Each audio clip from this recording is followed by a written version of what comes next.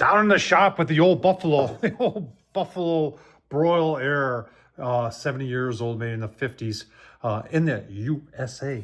And I couldn't wait to start getting at this. And so, you know, the blower part is probably the most interesting.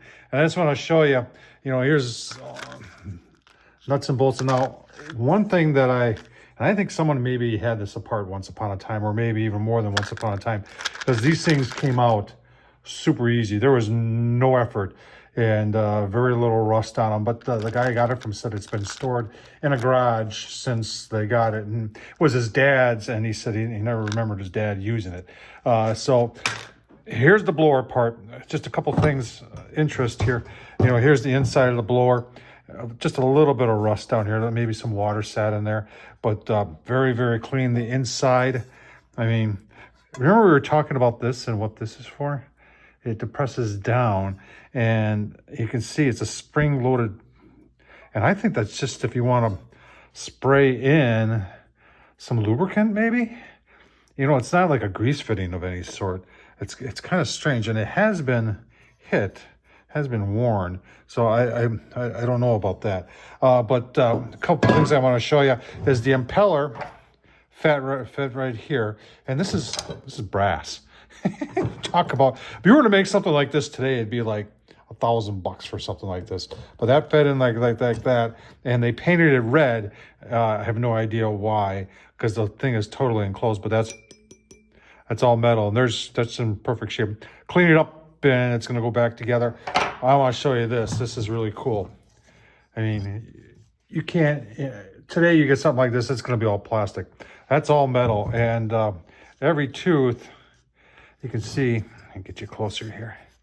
Every tooth, there is all those gears. Look at that. It's perfect. You know, I can take this apart by taking off these bolts, but there ain't no reason for me to do that. So if anything, I'm gonna put some grease on there, and we're going to call that part good. Now, one of my reasons to take it apart was to see if I could get this off for painting purposes and cleaning purposes, but it is it's spot welded on. You can tell right here, 1, 2, 3, 4 spot welds holds this to that. So pretty cool. Here's the handle and how they had to bend that to get around.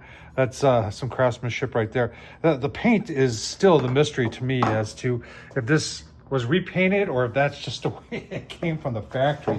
Over here, here's that guard where the wind comes through, and even that, just a little bit of surface rust here. Really, I mean, for 70 years old, look at that. And the handle, I was hoping I was able to get the handle off, but I was hoping I would be able to get the handle off the metal, and that is not gonna happen. That looks like that is just in there and peened over, and then maybe even 2 welds or something like that to hold this whole piece in place. I'm not going to mess with that. I'm going to have to try refinishing the handle, which I will. I'll hand sand that to get that down and refinish it and buff that up. And then when I paint all of this and clean it, I'll just tape that off with painter's tape, and we'll call that good. Everything else is been going real good. I don't think it's going to take a whole lot to get this thing apart.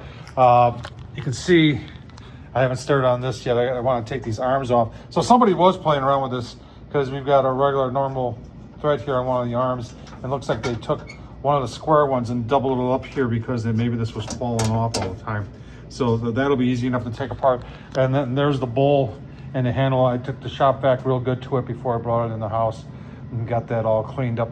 And we'll take that apart. Like I said, the wheels, I think, are going to be the biggest challenge. So when I start getting into all that, give you another look-see.